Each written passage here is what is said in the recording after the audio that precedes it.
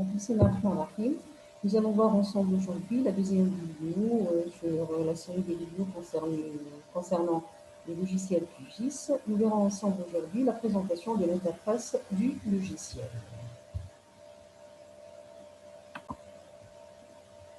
Donc l'interface du logiciel QGIS ressemble aux interfaces que nous connaissons des logiciels fonctionnant sous Windows.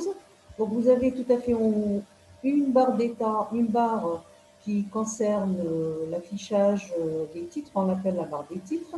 Il y a le titre du logiciel et bien évidemment le titre du projet sur lequel vous allez travailler, vous êtes en train de travailler. Juste en dessous, vous avez une barre qui contient les menus principaux. Donc elle est dite barre des menus principaux. Elle contient un certain nombre de menus. Il y en a qu'on a l'habitude de voir, d'autres pas. Juste en dessous de cette barre, donc il y a un espace qui est réservé ici aux barres d'outils. Et c'est ce qui vient en fait par défaut quand vous installez votre logiciel. Ici à côté, sur le côté gauche verticalement, vous avez également une barre d'outils flottante qui est affichée aussi par défaut à l'installation du logiciel. C'est la barre de gestion des couches. À côté de cette barre, il y a un panneau qui est le panneau couches, dans lequel vont s'afficher toutes les couches que vous allez ouvrir dans QGIS. Ce grand espace-là est appelé l'espace graphique, ou la partie graphique. Donc, c'est dans cet espace-là que vous allez réaliser tout ce que vous avez à faire sur QGIS. Tout ce qui est cartographie, etc. Enfin, cette fenêtre contient en fait, tout à fait en bas, une barre des tâches, donc ici. Cette barre des tâches vous indique un certain nombre d'informations, notamment l'information relative au système de projection cartographique sur lequel vous êtes en train de travailler, l'échelle sur laquelle vous travaillez aussi, et aussi les coordonnées de votre carte ou positionnement sur la carte. Voilà. Maintenant, passons ensemble au premier menu principal qui est le menu projet. J'attire votre attention sur l'appellation projet. Donc, dans QGIS, projet veut dire, c'est pas directement le fichier sur lequel vous allez travailler d'emblée de façon directe et réaliser par exemple votre travail, votre carte sur, mais c'est plutôt le fichier qui va contenir un ensemble de couches par exemple, et par la suite, vous pouvez éventuellement, au lieu d'aller ouvrir les couches une par une, vous allez ouvrir votre projet. Donc, vos couches seront sauvegardées dans le projet. Donc, vous pouvez tout simplement ouvrir un nouveau projet ou bien travailler sur un modèle existant. Vous pouvez ouvrir votre projet s'il existe déjà. Vous pouvez l'ouvrir à partir d'une base de données, par exemple, comme vous pouvez ouvrir ce que vous avez déjà ouvert précédemment. Et bien sûr, vous fermez votre projet à partir de la commande fermée ici dans le menu principal projet. Vous pouvez également, dans ce menu principal projet, enregistrer vos projets, les enregistrer sous s'il y a lieu de changer de destination, par exemple, ou changer de nom. Vous pouvez aussi enregistrer votre projet en tant que modèle, par exemple. Un élément important dans ce menu, c'est les propriétés du projet. Donc, dans les propriétés des projets, vous avez un certain nombre d'onglets qui vont s'afficher dans cette fenêtre qui est réservée aux propriétés de votre projet. Donc, le premier onglet, c'est le projet, c'est le menu, c'est l'onglet général qui contient un certain nombre de renseignements sur votre projet, notamment les fichiers, le nom du fichier, le projet dans lequel se trouve votre fichier, le titre du projet, la couleur Si vous voulez donner une couleur, vous pouvez aussi changer la couleur de l'arrière-plan par des procédés blancs. Vous avez aussi les mesures. Donc, vous travaillez dans, par exemple, en mètres ou dans une autre unité de mesure. Et vous avez également les coordonnées de la carte qui vont s'afficher, comme on l'a dit, au niveau de votre barre des tâches. Vous avez un onglet qui s'appelle métadonnées. Alors, ce qu'il faut savoir aussi, c'est que dans les systèmes d'information géographique, on doit renseigner ces données. On doit donner un certain nombre d'informations sur les données sur lesquelles on travaille et on les appelle les métadonnées. Les informations sur les données sont les métadonnées. Donc, il y a l'identification dans laquelle vous pouvez donner le titre, le type, l'auteur, la date de création de ces données, la langue dans laquelle sont réalisées ces données. Vous pouvez donner un petit aperçu, un petit résumé sur vos données, leur qualité, etc., etc., entre autres. Donc, vous avez aussi la catégorie, par exemple, si vous travaillez dans le domaine, par exemple, des transports, eh ben, vous allez mettre catégorie sport, par exemple, transport, pardon. Vous avez aussi un onglet réservé aux mots-clés, donc vous pouvez ajouter les mots-clés qui indiquent un peu le contenu de votre travail, etc., l'historique, les contacts, etc. Un autre onglet, c'est l'onglet qui est réservé au système de coordonnées de référence, donc le SCR du projet.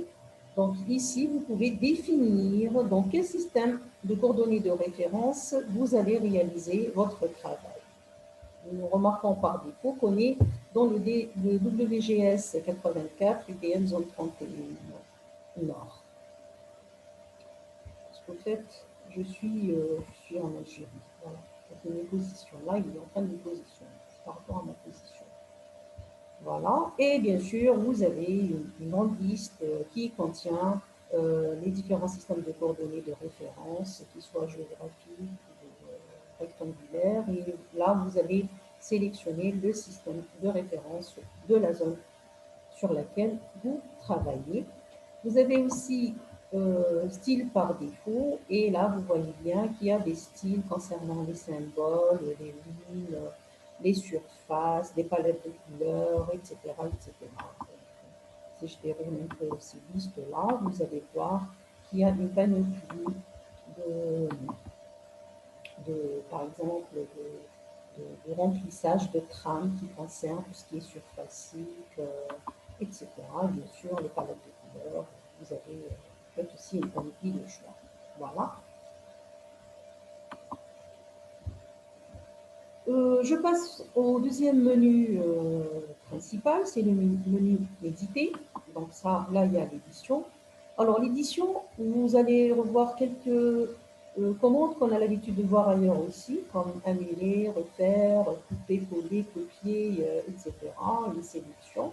Mais il y a aussi des choses qui sont vraiment spécifiques à QGIS, qu'on retrouve aussi dans d'autres logiciels SIG, notamment, par exemple, quand il s'agit, par exemple, de décaler en XY un objet ou une entité. Là, tout ce qui va se faire comme manipulation ou modification, on va le faire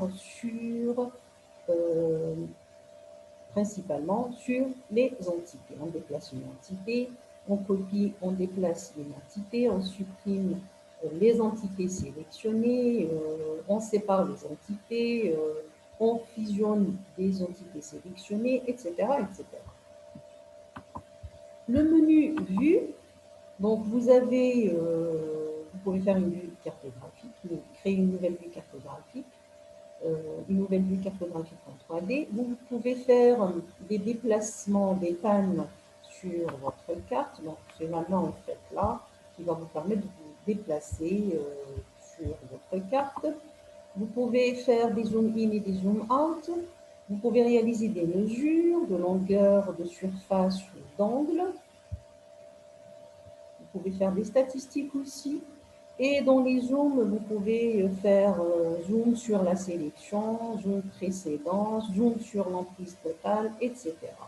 Donc ici, vous aurez l'opportunité de découvrir beaucoup de choses dans ce menu principal vue. Un autre menu, c'est le menu couche. Donc là, pour créer une nouvelle couche, vous allez le faire à partir de ce menu. Donc, généralement, quand on commence à travailler sur QGIS, on va travailler sur des fichiers shapefile, donc sur des couches shapefile. Et pour créer une couche shapefile, donc vous allez ici dans Nouvelle couche shapefile. Vous pouvez ajouter une couche si elle existe. Remarquez que tout ce qu'il y a ici, vous l'avez ici dans cette barre d'outils flottante pour la création, pour l'ajout de couches existantes. Voilà. Pour les préférences, donc dans les préférences, il y a beaucoup de choses qu'on peut faire dans les options, notamment le choix de la langue, par exemple. Donc, on peut le faire ici dans les préférences. Là, je travaille, j'ai par défaut, lors de l'installation, j'ai quelque chose en français, mais vous pouvez éventuellement aller changer la langue, alors remplacer les paramètres régionaux. Donc, moi, par défaut, il m'a donné en français, mais je peux éventuellement aller choisir une autre langue, tout simplement. Je peux prendre l'anglais, je peux prendre l'arabe, je peux prendre la langue avec laquelle je veux faire apparaître mes menus, etc. Voilà. Le menu extension, alors là, c'est un menu qui est très important parce que dedans, ce menu-là, vous pouvez accéder aux extensions qui viennent avec QGIS. Et voilà, donc là, il recherche les micros. Et vous pouvez, les extensions, ce sont des plugins qui sont déjà programmés et qui viennent avec QGIS. Voilà, donc, ça se présente sous cette forme-là. Là, sur cette version, vous avez 627 extensions.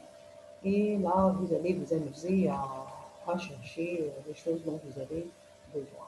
Donc, je ne m'étale pas trop sur ça pour le moment. Dans le menu vecteur, vous avez aussi, quand vous allez travailler sur les vecteurs ou en mode vecteur, vous avez les jeux de traitement. Donc, vous pouvez réaliser des tampons, des zones tampons. Vous pouvez regrouper des objets, des entités. Vous pouvez unir des entités. Vous pouvez couper des entités, etc. Vous pouvez travailler sur la géométrie, donc des objets, et convertir par exemple les polygones en polylines. Vous pouvez densifier, simplifier ou densifier vos entités. Vous pouvez notamment faire des analyses spatiales sur vos objets, etc. Dans le menu raster, ce qui m'intéresse pour le moment au début, c'est la commande géoréférencé. Donc, le géoréférencement dans QGIS, vous pouvez le faire à partir de cette commande-là. Donc, quand vous avez des cartes scannées, vous les ramenez, donc vous ramenez des images satellitaires qui ne sont pas géoréférencées, vous pouvez éventuellement les ramener, les introduire dans QGIS et les géoréférencer à partir de cette commande. Alors, voilà, je passe au traitement. Les traitements, donc vous avez menu traitement, vous avez une boîte à outils qui va afficher un certain nombre de choses qui vont vous permettre d'effectuer des traitements sur vos objets, par exemple faire des analyses de réseau, faire des analyses sur le raster, des analyses sur le vecteur, par exemple faire des graphiques, faire des interpolations, etc., etc. Donc ça aussi, au besoin, selon votre objectif, vous pouvez puiser dans cette boîte d'outils et travailler avec l'outil de traitement qui vous intéresse. Et bien sûr, vous avez le help qui va vous aider à trouver des choses, à rechercher des choses que vous ne comprenez pas, que vous n'arrivez pas à retrouver facilement comme ça sur l'interface. Voilà. Je reviens juste pour le projet et on va ouvrir ensemble un projet existant. Donc, le projet, en fait, donc QGIS, j'avais dit que c'était le lien, en fait, dans lequel vous allez sauvegarder un tas de choses, notamment les couches, les mises en page, par exemple, les thématiques, les analyses que vous réalisez, etc., etc. Et le format ou bien l'extension du projet, c'est l'extension QGS. Donc, je ne vais pas ouvrir dans ce cas un projet, juste pour vous montrer que le projet, c'est une extension, c'est un fichier qui va contenir, en fait, qui va être le lien qui va nous permettre d'ouvrir à la fois, de sauvegarder toutes les couches sur lesquelles on travaille sur notre projet. Et également, on peut sauvegarder nos thématiques, on peut sauvegarder les mises en page, toutes les requêtes qu'on fait, les analyses spatiales qu'on fait, etc.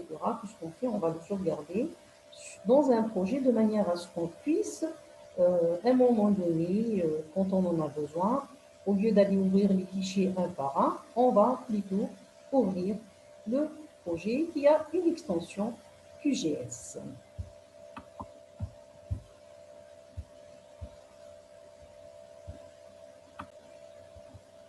Merci pour votre attention et une prochaine vidéo.